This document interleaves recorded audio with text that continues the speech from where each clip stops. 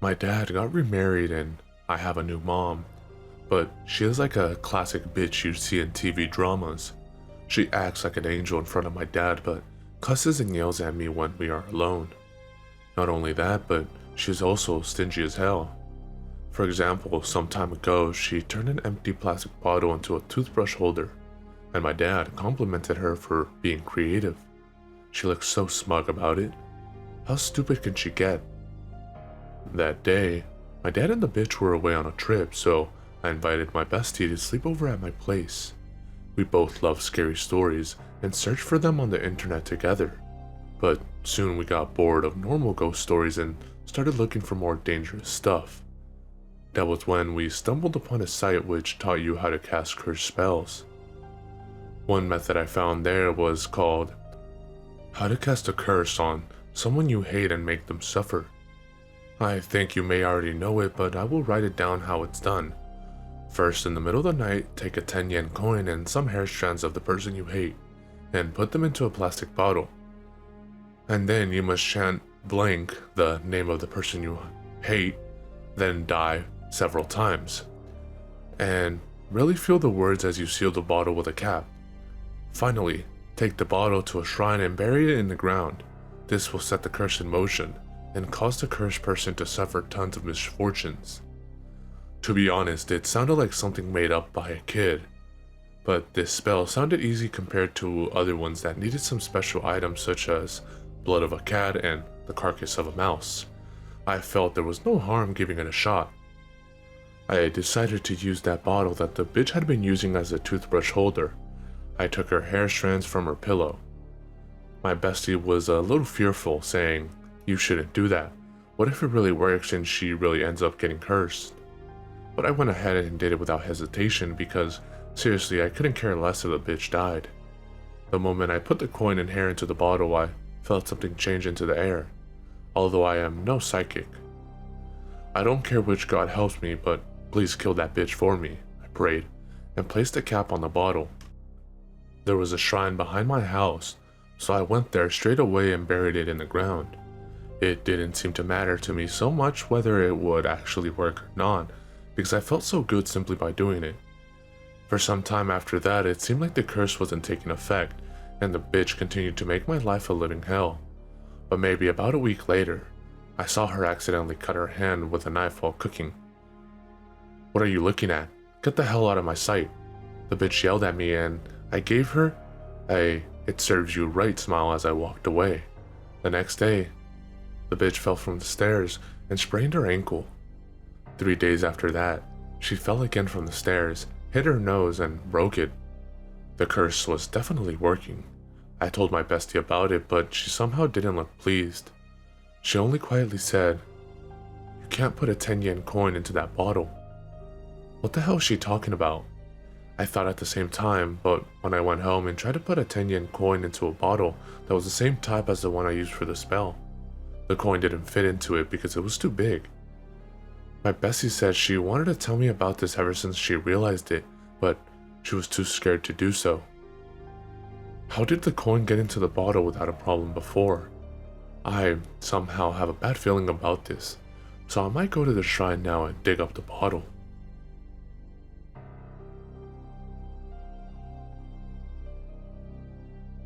When I was small, my parents both worked, so there was someone called Sakuma no Oba-chan.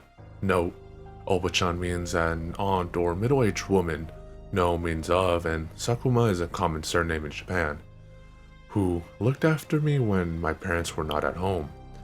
Oba-chan was not very bright, so she didn't have a proper job.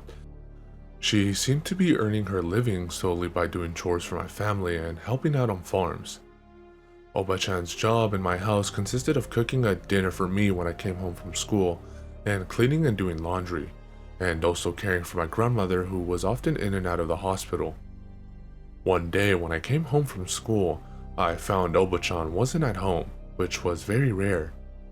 Instead, Grandma, who was usually bedridden, was up, and she was drinking a cup of tea in the sitting room. I wondered why Oba-chan wasn't at home and asked Grandma, "Where is Oba-chan today?" "She hasn't come yet. Grandma replied and took me to the second floor and pushed me into a room like she was locking me in there. "You mustn't come down no matter who visits our house today," she said and handed me a palm juice and some snacks. "No matter who?" When I asked, Grandma gave me a troubled look. "No matter who," she said, and then, "Just shh, okay?" She closed the fusuma, a sliding door in a Japanese-style house, while placing her finger on her lips. I obediently got into a kotatsu, a heated table, and turned on the TV. Later, around 6 p.m., I heard a voice from downstairs. It was Oba-chan's voice. Although I was on the second floor, it was still a tiny house. I didn't have to strain my ears too much to hear what went on downstairs. "Yosuke, my name, hasn't come back home yet?" When I heard Oba-chan say that, I thought about going out to greet her, but then I remembered Grandma's words and stayed lying around inside of the kotatsu. I continued to watch TV while keeping one ear turned towards any sounds that came from the front door. After a while, Oba-chan came back to our house again. "Yosuke isn't back? I went to Mihamaya, my favorite snack shop, but he wasn't there." Grandma replied, "Not yet. I heard him say that he would go to a friend's house, so he might be coming home late today." Of course, she was lying. Young as I was, I vaguely understood that Grandma was trying to hide me from Oba-chan. I remember crawling into the kotatsu and trying my best to stay quiet. Then the sun went down and it was all dark outside. Oba-chan came yet again. "Yosuke is back home, isn't he?" Grandma replied in a sharper tone of voice, "No, not yet. Don't worry about the dinner tonight and go home." Grandma turned her away at the door. After some more time had passed, my parents came back home at around 8 p.m. I heard Grandma's slow, careful steps as she climbed up to the stairs to my room. She said to me, "You can come downstairs now." I then had a dinner at a much later hour than usual. That night, Oba-chan was found dead by hanging herself in a bamboo grove near our house.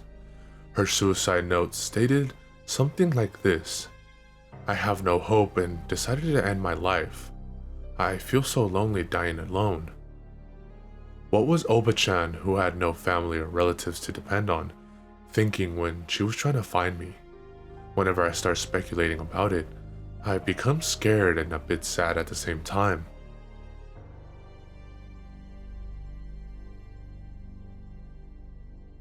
When I was at elementary school, there was a girl called W in my class. She suffered from some kind of congenital disorder which caused her to have constant skin inflammation and also speech problem. She was quiet and was always reading books on her own. Although she didn't have any male friends, she was always somehow surrounded by girls. Once, when we were staying at a ryokan on a school trip, a friend of mine suggested we visit the girl's bedroom. I said sure, but we decided we should do it in secret so we could give them a surprise. And so off we went to the room where the most popular girls in our class were staying. We opened the door quietly. I don't remember how we opened it, and were met with a horrifying sight. W-san, no, san is a honorific, sat on the floor hugging her knees to her chest while the rest of the girls from our class stood all around her, forming a circle. The girls were all yelling verbal abuse at W-san, saying things like Buddha, pig, and Yakedo Yaro, bitch with burns. Then the prettiest girl in the class said, laughing, "Now it's time to take off her wig," and reached for W-san's head. The next thing we knew, W-san's entire hair was in the girl's hand. W-san's condition was such that she could not grow hair, and she had to wear a wig. None of the boys knew this fact. As I sat there in a state of complete shock, the girls continued to attack W-san by doing stuff like kicking her and singeing the wig with a lighter. W-san emitted hoarse groans. She couldn't call for help even if she wanted to. My friend and I were so scared that we left before they noticed us. The next day, W-san and all the girls were sightseeing in Kyoto together as if nothing had ever happened. That was what scared me the most. Years went by and one day we had a class reunion. By that time, W-san had already passed away. I finally found the courage to ask the girls about what had happened during the school trip. The prettiest girl I mentioned earlier was there and responded to me by saying, "What does it matter if that piece of shit dies?"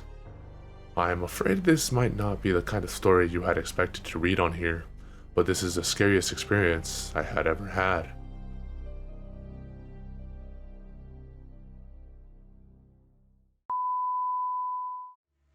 Definitely elevating for the 966.